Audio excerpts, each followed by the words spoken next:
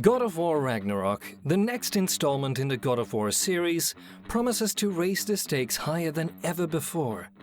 Thor and Freya, both out of vengeance, are on the trail of Kratos and Atreus. While dealing with their enemies, they must also find a way to prevent Ragnarok, the end of the world, from happening. Fortunately, old friends like Mimir, Brock, and Sindri have returned to assist the heroes. God of War Ragnarok is highly anticipated because it will provide answers to many of the questions that gamers have. The previous God of War game left many loose ends, such as Atreus' other name was revealed. Gamers saw Thor's hammer, Fimbulwinter began, and Kratos' death was predicted. The idea of a character as iconic as Kratos dying is almost unthinkable, and there are numerous advantages and disadvantages to Santa Monica Studio if they choose to potentially going ahead with this risky move. Let's start with the benefits of killing off Kratos. The idea of Kratos dying in God of War Ragnarok isn't too far-fetched, and it was hinted at in 2018's God of War. Kratos and Atreus come across a room with prophetic murals near the end of the game. One scene depicts Atreus holding Kratos' dead body while runic letters escape from Atreus' mouth. The runes have been translated by fans, and they include the words death, father, mourned, and betrayal. This strongly suggests that Kratos' death is imminent, and it may be the result of betrayal. It would not be out of the ordinary for Kratos and Atreus' story to include some betrayal between them.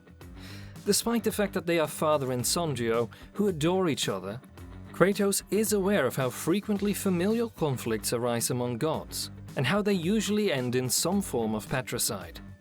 Kratos murders his father, Zeus, after Zeus betrays him. This pattern repeating itself with Kratos and Atreus would be the natural course of fate among the gods. Even with a prophetic mural, Kratos' death is not certain, as it has been shown that fate can be avoided.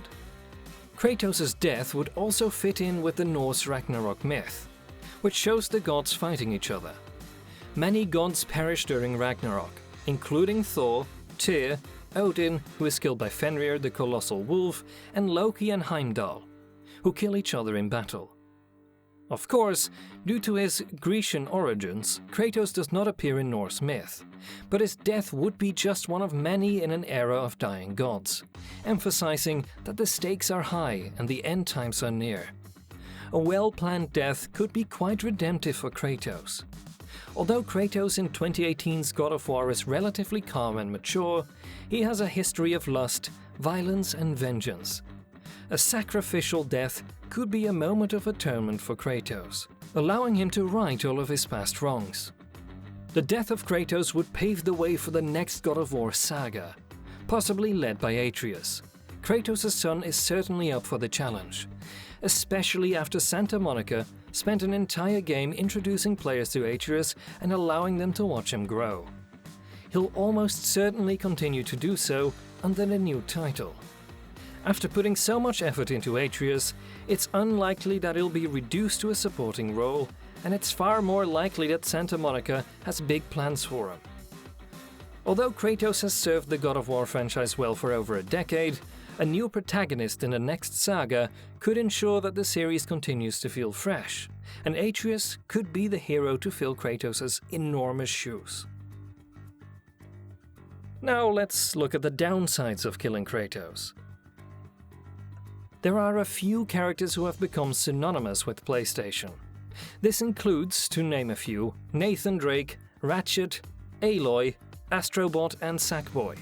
Only a few of these characters have become as well known as Kratos. His powdery skin, red tattoos and gruff voice makes him instantly recognizable, and his insatiable rage has captivated millions of gamers.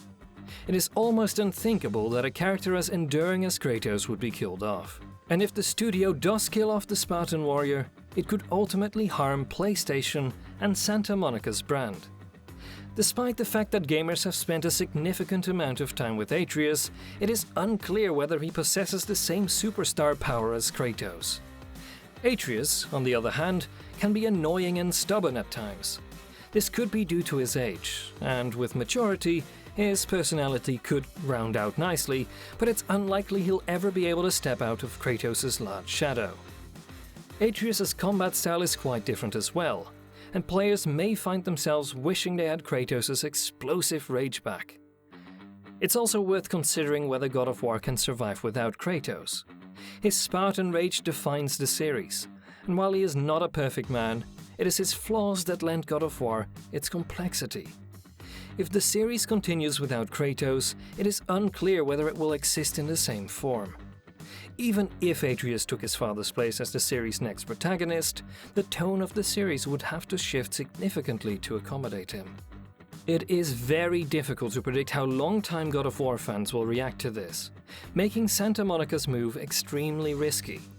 Soon, gamers will have answers to all of their questions about God of War Ragnarok. The fate of Kratos is perhaps the most pressing question, as it will determine the series' future.